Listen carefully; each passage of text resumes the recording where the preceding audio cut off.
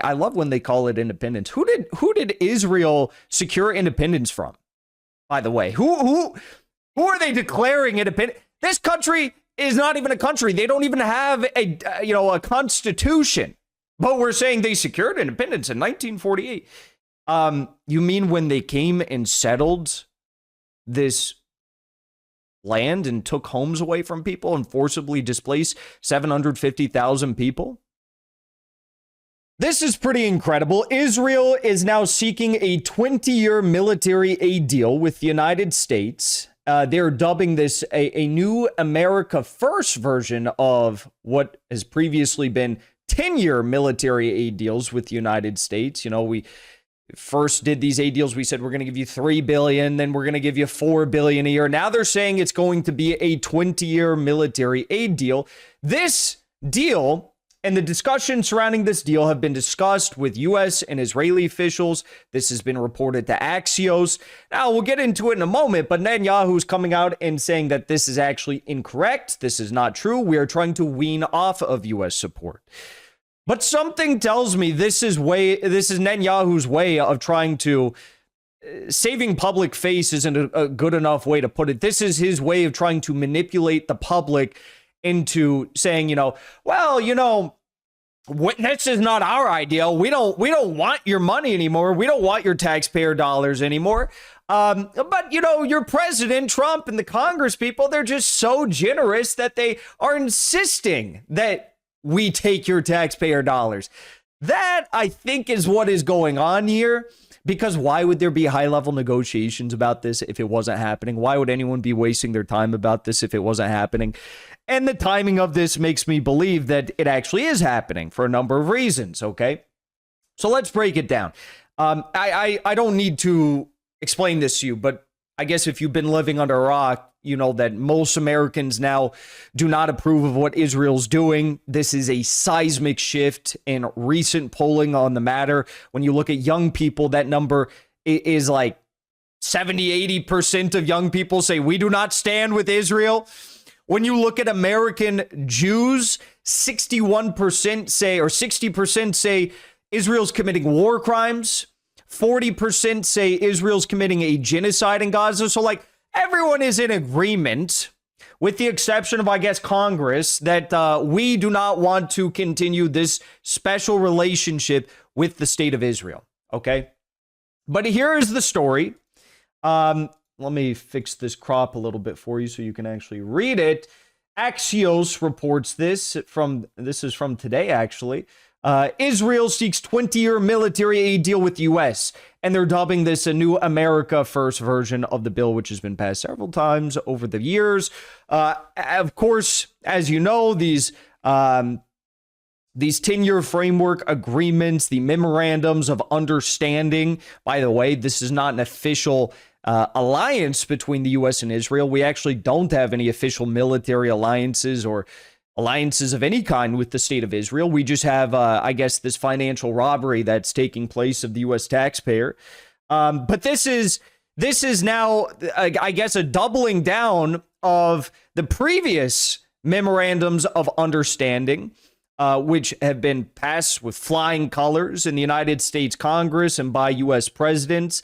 For the first, we had $21.3 billion in 1998. That was the first 10-year framework agreement. Of course, we've been supplying aid to Israel before that, but these 10-year frameworks, the MOUs, the first was in 98, second in 2008, third was in 2016, and they are progressively getting larger and larger and larger. All right, so you look at this here. Right now, we give Israel $4 billion a year. Even Trump admits that's a lot. Congratulations, by the way. That's pretty good. We give Israel billions and billions of dollars a year.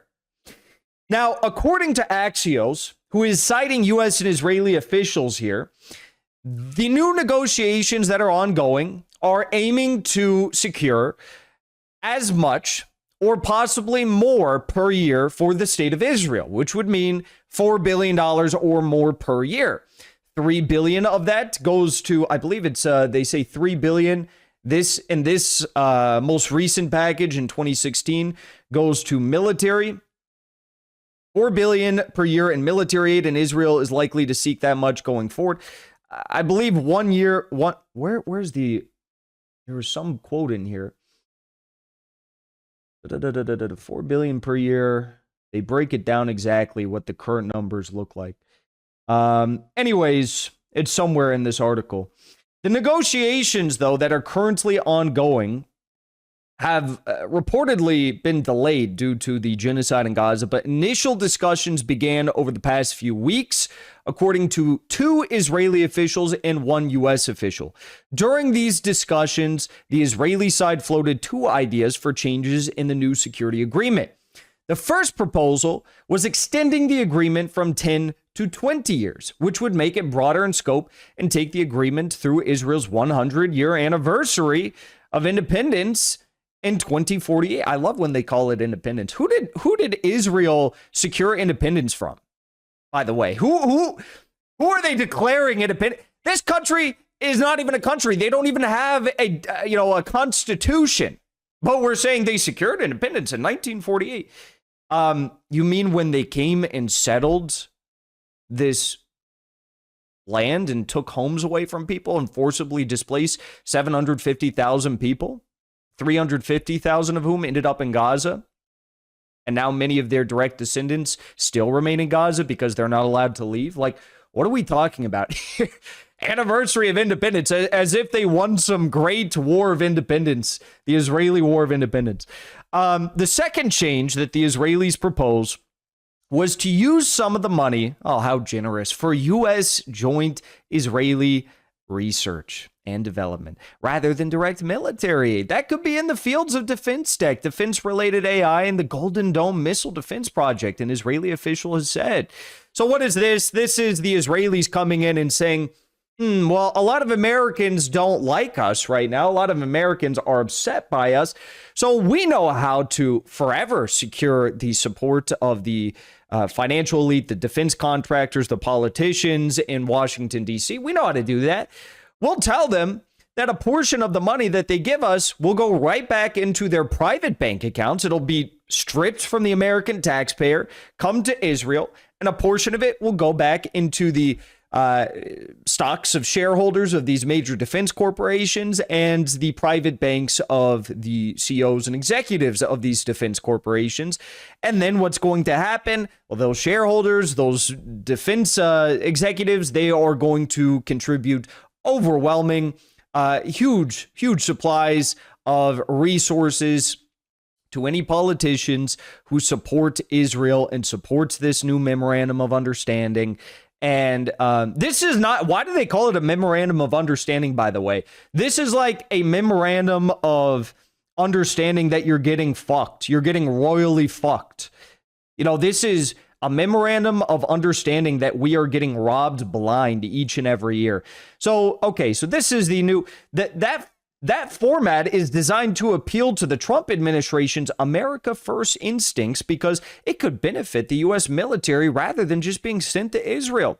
Well, I'm glad someone is finally admitting. I'm glad that these Israeli officials who are quoted anonymously are finally admitting that this has always been about highway robbery and never about, assisting the innovation of the United States military sector or anything like that, as the Zionists always claim. Quote, this is out of the box thinking. We want to change the way we handled past agreements and put more emphasis on U.S.-Israel cooperation. The Americans like this idea. No, we don't. Fuck you. We don't want this. We never consented to this. You are raping our country. You're raping the taxpayer. We do not want this. How insulting. The Americans like this idea. No, we don't like anything that has to do with you parasites or the Ukrainian parasites or the Taiwanese parasites or the Egyptian parasites. A little bit of a different scenario there because they're getting paid off to do Israel and the U.S.'s bidding in the region.